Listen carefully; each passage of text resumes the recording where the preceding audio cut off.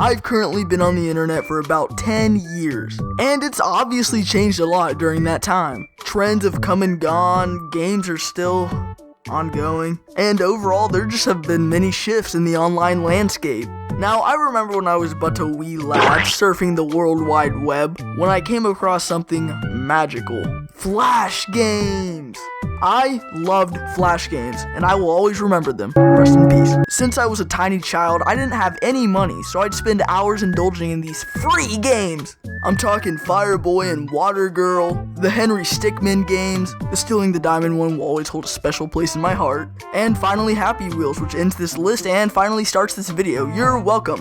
Happy Wheels was released to the website TotalJerkface.com on the 4th of June 2010, and also happened to take over my life for a short period of time. Basically, Happy Wheels is a side-scrolling, physics-based obstacle course game, and that is definitely my own synopsis. What I mean by that is, you hit shit, you killed shit, you fell through shit, and you literally took a shit. Now, all of that might sound kind of crazy, but I'm being honest, I think Happy Wheels shaped me to be a better person. It taught me bike safety, the dangers of alcohol, child abuse, all of these in which I will remember to use in my daily life. Back to the Happy Wheels gameplay, many people were able to take the basic formula and make something out of it. If you ever get tired of the vanilla Happy Wheels levels, boom, player-created levels. This basically functions the same way the workshop does on Steam, where players can basically make their own levels and maps. This is a great way to strengthen the Happy Wheels community and keep people attached to the game. Speaking of the Happy Wheels fan base, not only are there over 5 million player created levels,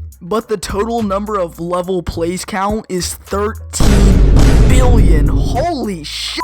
Even the mobile port of Happy Wheels has over 10 million downloads, and that only has the vanilla levels. Being honest, I never knew Happy Wheels was this popular. I mean, I knew it was popular, but like 13 billion? No.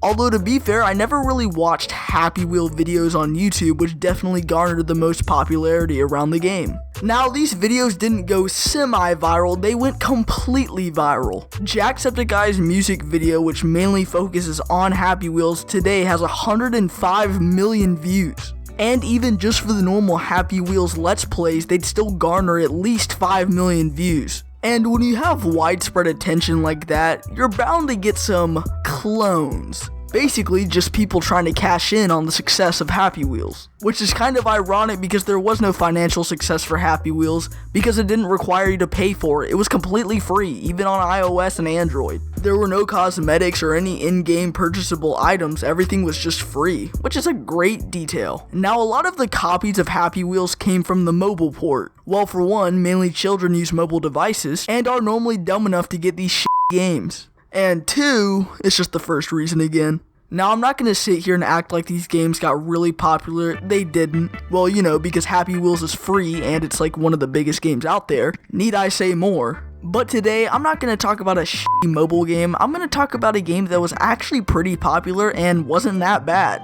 Or not, we'll find out. That game in question is Guts and Glory. Released on the 15th of February 2017, Guts and Glory is very similar to Happy Wheels. But the main defining characteristic is that it's got an extra dimension. Okay, there might be some other stuff too, but that should give you a main idea. Now, what I find weird is that it came out almost 7 years after Happy Wheels did. And the reason I say that is because this game came out during Happy Wheels' decline in popularity. Now, looking at our graph here, yes, I know it's a Google Trend graph and they're not always accurate, but it's a pretty good rule of thumb. We see that the most popular Happy Wheels ever was in May of 2012. Makes sense.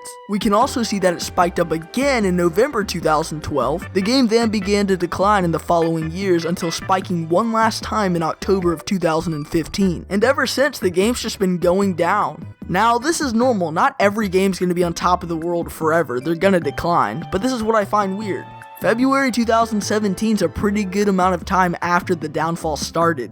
And that decline is still going on today with Happy Wheels being pretty much on life support. As I said previously, this game is basically 3D Happy Wheels. You go through and avoid obstacles within the world. And don't fret, there is plenty of blood. This game is extremely gory, something that you'd want from a Happy Wheels clone, and it definitely delivers. I mean, there is a ton of dismemberment, and it is great stuff. The game itself follows a pretty linear style of go from point A to point B continuously until completing the entire level. Now, me saying this isn't necessarily a bad thing. I like the game. Yeah, it is just Happy Wheels, but I think it does some things better. For one, this is more of a personal preference, but I prefer the 3D view more than the 2D view. Now, don't get me wrong, I like 2D games from that up-down perspective and the side view perspective. But in my opinion, 3D games are somewhat easier to navigate. For example, in Happy Wheels, sometimes you'd be going so fast you can't see what's going to happen on the right side of the screen, so you could go the wrong way or get stuck or die, which yeah, in some way adds a surprise element to it, but I would like to, survive through the level. No, I'm not saying I want the levels easy, I just want to be able to know what I'm doing, and allow it to be all up to the player's skill. I also think it has some pretty unique level designs, like that 4-wheeler level, the biking level, the car driving level. They're all different and unique and have something new to offer. Now, switching over to how the game looks, it kinda looks like shit. The maps are kinda ugly, sparsely detailed. There aren't that many things to really populate the world. The assets look like they were downloaded off of Turbo Squid in the lowest resolution. And the people in it look like the background characters from the original Toy Story. It's pretty much your box standard Unity game, although there are some impressive physics, especially with the dismemberment. Oh, also the company who worked on this tiny build also went on to work on Hello Neighbor the same year. I don't know, I just found that kind of interesting. One cool feature about the game is that it has its own level editor. And yeah, I know Happy Wheels has one too, but this one feels a little more advanced. And people have made some pretty cool and creative stuff with it. One last thing to mention on this portion is that the controls are kind of ass. Moving over to the popularity of the game, it actually had a pretty positive reception. For one, it was ranked as the most popular game on IndieDB, and sold more than 100,000 copies on Steam during early access. Guts and Glory is also on many different platforms like Xbox, Steam, and even the Nintendo Switch. Pretty good statistics for an indie game. But now I think we should look where the game got most of its popularity: YouTube.